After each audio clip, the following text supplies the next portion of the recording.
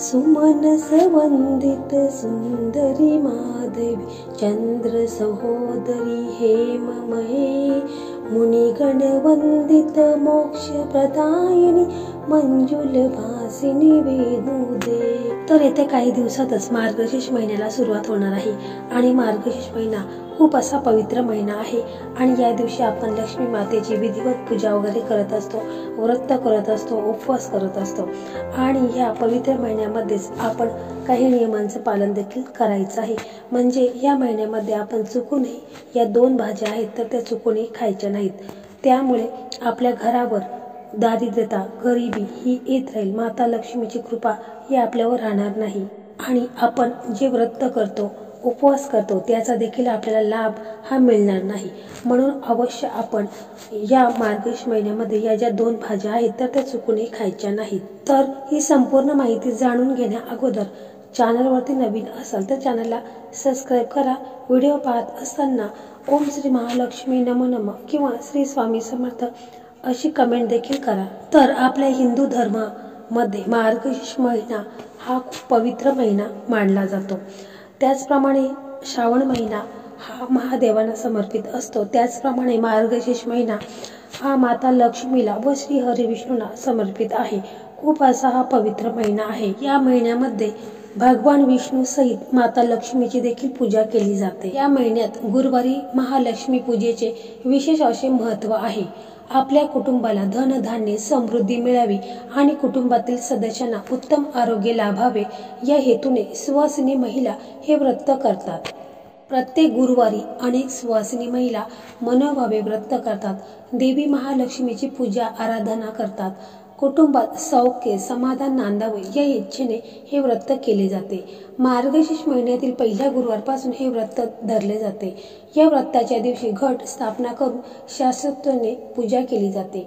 तर मार्गशीर्ष महिन्यातील शेवटच्या गुरुवारी व्रताचे उद्यापन केले जाते। मनातील सर्व इच्छा पूर्ण करण्याच्या हेतूने श्री महालक्ष्मी व्रत करण्याची पद्धत आहे। या व्रताची सुरुवात मार्गशीर्ष मासातील पहिल्या गुरुवारी होते आणि शेवटच्या गुरुवारी उद्यापन केले जातं। परंतु जर कोणतेही कारणास्तव मार्गशीर्ष मासी व्रत करण्यास जमले नाही तर संपूर्ण श्रद्धेपूर्वक कोणत्याही महिन्याच्या पहिल्या गुरुवारपासून सुरू करावे व व्रताची सांगता मात्र मार्गशीर्ष मासाच्या शेवटच्या गुरुवारी करायची आहे। तसेच मार्गशीर्ष महालक्ष्मी गुरुवार या व्रताची पूजा कालावधी सूर्योदयापासून सुरू होतो। पूजा, कहाणी, आरती हे विधी सकाळीच केले जातात। दिवसभर उपवास करून सायंकाळी नैवेद्य, आरती सुद्धा लवकर केली जाते। त्यानुसार उद्यापनाच्या दिवशी सर्व पूजा करून सायंकाळी देवीची आरती झाल्यावर तिला दूध, साखर, पोह्यांचे नैवेद्य दाखवावा। झालेल्या पूजेत काही उणीव राहिली असल्यास किंवा काही चुका झाल्या असल्यास क्षमा मागावी आणि केलेले सेवा गोड मानून घे अशी देवीला प्रार्थना करावी। तर बघा, मार्गशीर्ष महिना ह्या सर्वच महिला ह्या आवडीने करत असतात, याचे उपवास करत असतात। परंतु काही ज्या महिला आहेत म्हणजे वृद्ध किंवा गरोदर महिला आहेत तर त्यांनी उपवास नाही केला तरी देखील चालेल। परंतु अशा ज्या महिला आहेत त्यांनी फक्त काही नियम आहेत तर त्या नियमांचं देखील पालन करणे गरजेचं आहे। तर बघा, उपवासाच्या दिवशी फळाहार करावा। फळाहार म्हणजे फळ, फळांचा रस, यासोबतच सुकामेव्याचं सेवन देखील तुम्ही करू शकता। तसेच दिवसातून 2-3 वेळा फळाहार करावा। म्हणजे ज्या आजारी व्यक्ती आहेत, गरोदर महिला आहेत, वृद्ध आहेत त्यांनी त्यांच्यासाठी। तसेच रताळी, राजगिरा लाडू, शेंगदाणे लाडू किंवा चिक्की, खजूर, दही, ताक हे पदार्थ पचण्यास चांगले असल्याने पोटाला आराम मिळतो। राजगिरा पचायला हलका असतो, त्यात खनिजे, क्षार व मोठ्या प्रमाणात असतात, त्यामुळे राजगिरा खाणे सर्वांसाठीच फायदेशीर आहे। तसेच उपवासात अनेक जण सतत चहा, कॉफी पितात, मात्र ते शरीराला हानिकारक आहे।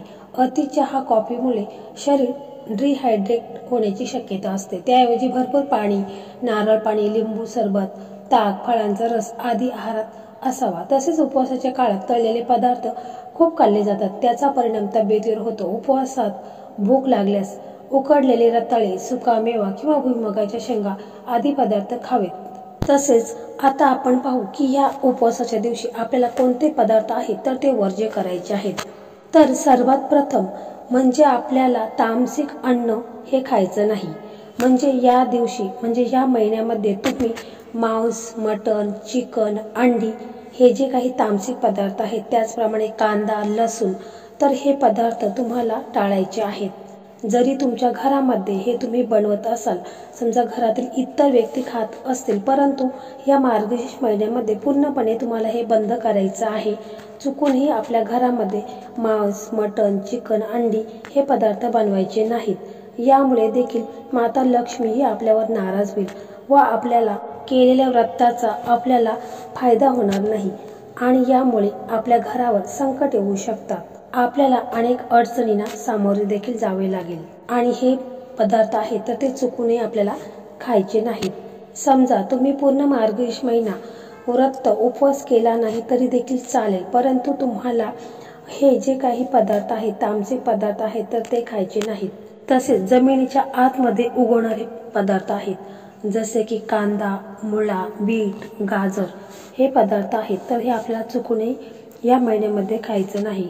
त्यामुळे आपले व्रत सुटण्याची शक्यता असते आणि म्हणूनच आपल्याला या वस्तू आहेत तर त्या चुकूनही खायच्या नाहीत. तर जमिनीमध्ये उगवणारे पदार्थ कांदा, मुळा, बीट हे पदार्थ आपल्याला खाण्यास मनाई आहे, कारण धर्मग्रंथामध्ये हे खाण्यास मनाई केलेली आहे, म्हणून आपण हे खायचं नाही. तसेच या उपवासाच्या दिवशी आपण जे मसालेदार पदार्थ आहेत, जसे की पापड, चिप्स असू द्या किंवा अजून काही असू द्या, तर हे देखील आपल्याला उपवासामध्ये हे चालत नाही. किंवा एखादी भाजी जास्त मसालेदार असेल तर ती देखील आपण टाळायची आहे. तर सर्वात महत्त्वाचं म्हणजे आता आपण पाहू की आपल्याला अशा 2 भाज्या आहेत तर त्या चुकूनही खायच्या नाही. यामुळे आपल्या व्रत आपण जे करतो त्या व्रताचं आपल्याला पुण्यफल प्राप्त होणार नाही. तर सर्वात महत्त्वाचं म्हणजे फणस. तर फणस याला कोकणामध्ये कटहल देखील म्हणतात. तर असा हा फणस आपल्याला चुकूनही या मार्गशीर्ष महिन्यामध्ये याचं आपल्याला सेवन करायचं नाही. किंवा फणसापासून कोणतीही वस्तू किंवा कोणताही पदार्थ आपण बनवलेला असेल तर तो देखील खायचा नाही. फणसाची भाजी असू द्या किंवा फणसाचा गर असू द्या, तर आपण चुकूनही खायचं नाही. जर आपण हे महालक्ष्मी व्रत करत असताना जर आपण फणस खाल्ला तर आपल्या व्रताचा आपल्याला लाभ मिळणार नाही आणि म्हणून चुकूनही आपण या दिवशी फणस खायचं नाही. तसेच बघा दुसरी भाजी, तर दुसरी देखील भाजी आहे ती म्हणजे भोपळा. तर भोपळा देखील आपल्याला ह्या मार्गशीर्ष महिन्यामध्ये चुकूनही याचं सेवन करायचं नाही. तसेच भोपळ्याची भाजी बनवतात काही जण किंवा भोपळ्याचा हलवा देखील बनवत असतात, तर हे आपल्याला चुकूनही या उपवासाच्या दिवशी खायचं नाही.